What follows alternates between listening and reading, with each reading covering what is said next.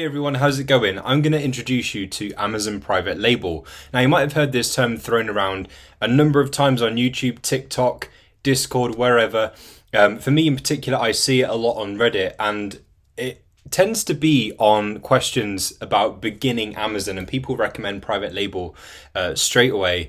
I personally would not advise this. I would advise arbitrage or wholesale to begin with, and then move into private label later if it's something that interests you. If you've never heard of it before and you're wondering what it is that people are talking about and what the benefits to it could be, then you're in the right place. I'm going to tell you a bit about what it's all about.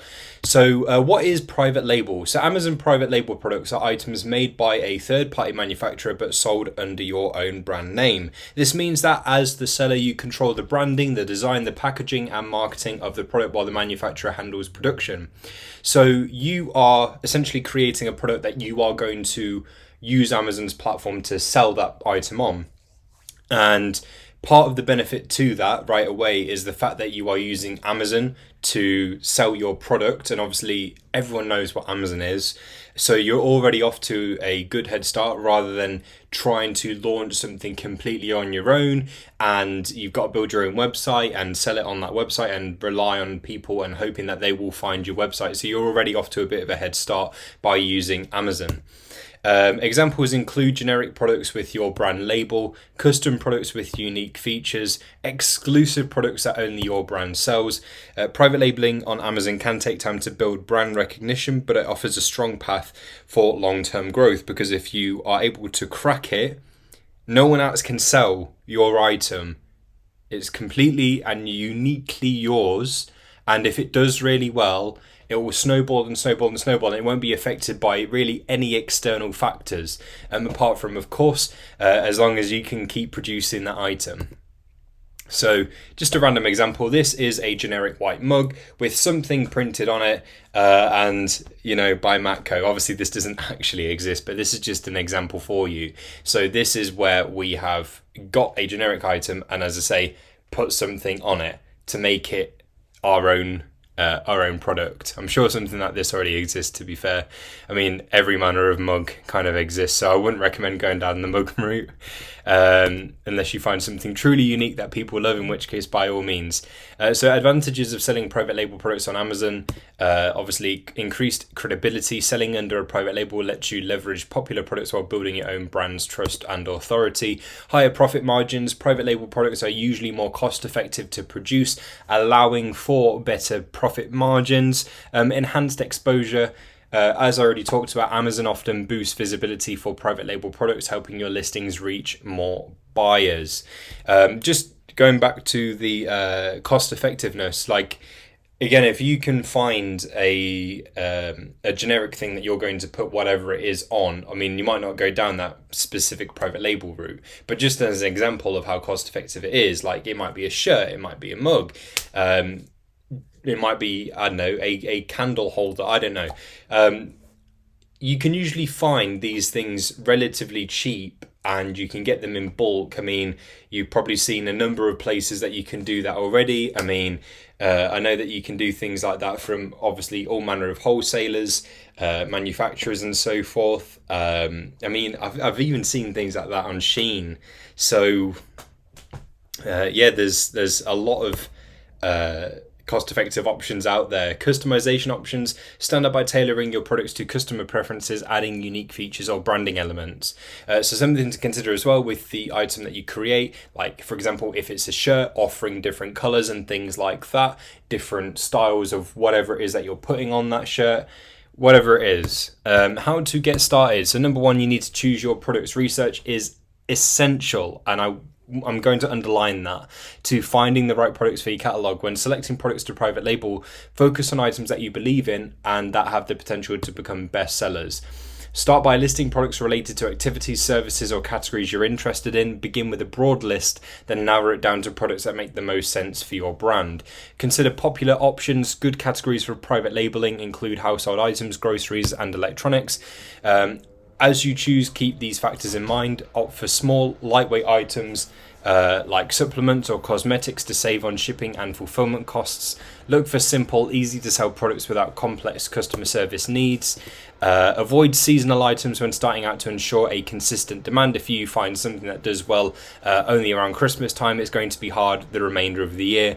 Also, assess the existing and potential demand for your product, considering any seasonality and whether you can create a recurring demand. So there's quite a bit to consider there, and this is part of why I wouldn't recommend doing private label initially. If you're just getting into the Amazon space, you need to get used to Amazon, and you can't really get used to Amazon and get used to the cycle and then also do your private label thing, and that's just going to postpone starting, because you have to do a load of research. Even if you do a load before you start with setting up your Amazon account and getting in that running, you need to build a bit of a rep on Amazon first. So by doing arbitrage and wholesale, things like that initially, that's why I would say it's pretty good to go down that route. And then if you want to down the line switch into private label, there is a higher cost as well with this, but we'll talk about that later on. So how to get started. Number 2, partner with a trusted supplier or manufacturer. When sourcing products, you have 2 main options: work directly with a manufacturer to secure a private label,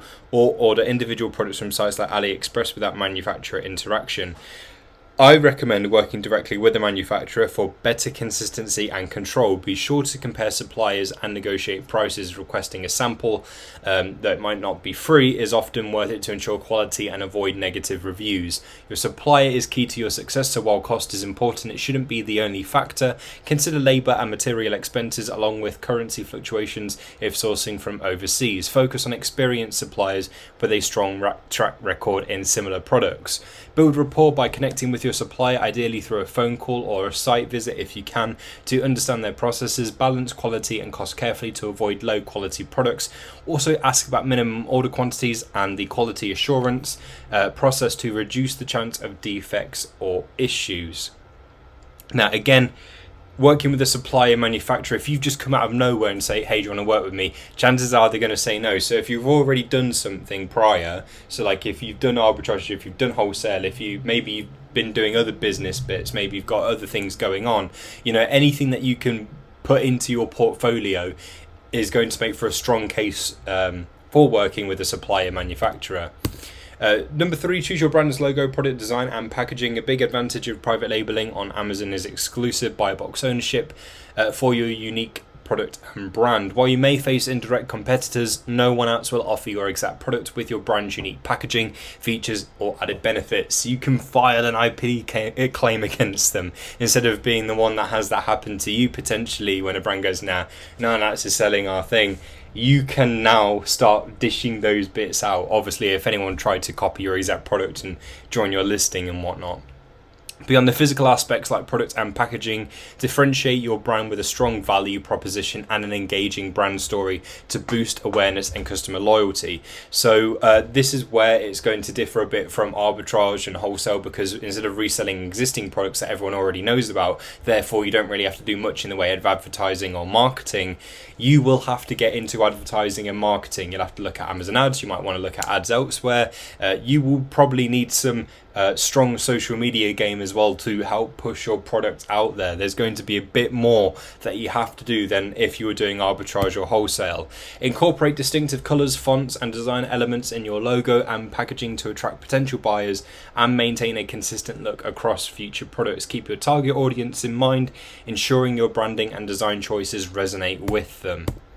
So it's probably best to get a load of feedback first before you even think of selling your first product. Again, just adding to the amount of time before you can actually get the ball rolling with private label.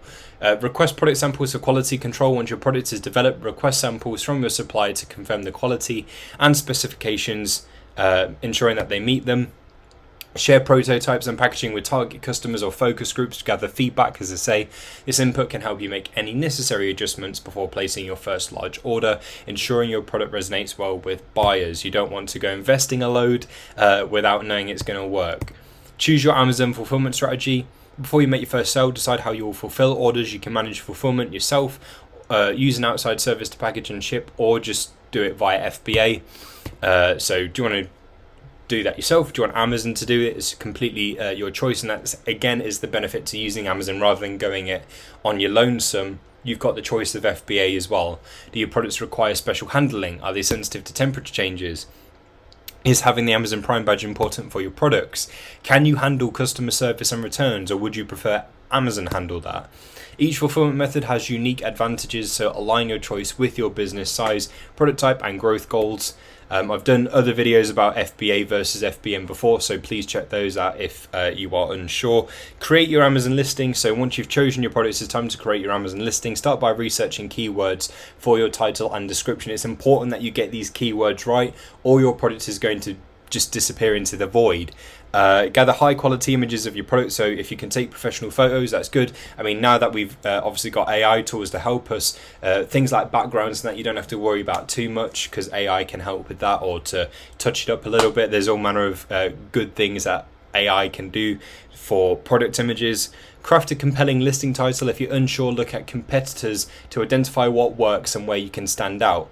Optimize your price based on competition and demand. This will help you boost profit and differentiate your product. So just another random thing that I put together very quickly that doesn't actually exist, and I don't know if that's a good idea or not. I mean, if you think this is a good idea, let me know.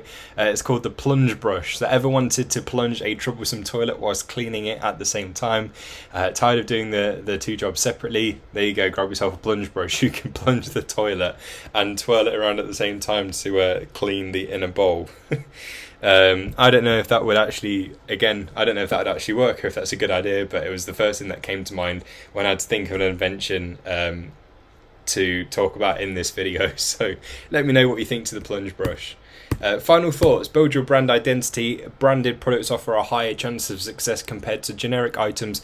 One way to establish your brand is by creating a unique logo and color scheme for your private label. Use your product decisions to clarify your brand identity, and consider hiring a graphic designer, or you can use AI to develop a logo and brand vision that you're proud of. Make sure to integrate your logo across your products, packaging, and listings. This approach will help build brand recognition and foster trust with customers.